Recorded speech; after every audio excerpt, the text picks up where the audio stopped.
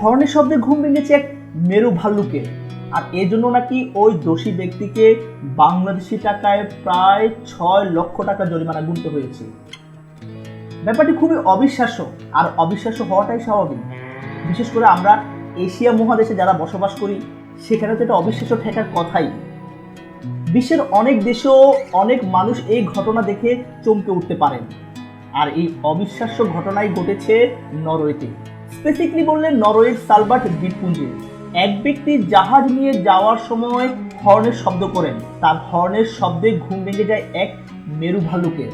তাৎক্ষণিক ওই ব্যক্তিকে 50,000 ক্রোনার জরিমানা করা হয়।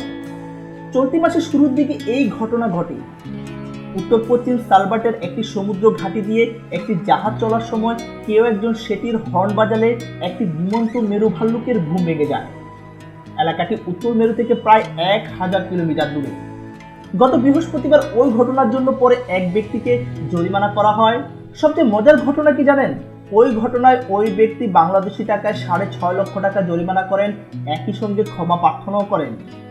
কারণ ওই অঞ্চলের নিয়ম অনুযায়ী বিনা কারণে কোনো মেরু ভাল্লুককে বিরক্ত করলে সেগুলোর দৃষ্টি আকর্ষণের জন্য তাকে যদি তাড়া করা হয়, সেটা সম্পূর্ণভাবে নিষিদ্ধ, আর এই জন্য তাকে জরিমানাও গুনতে হয়।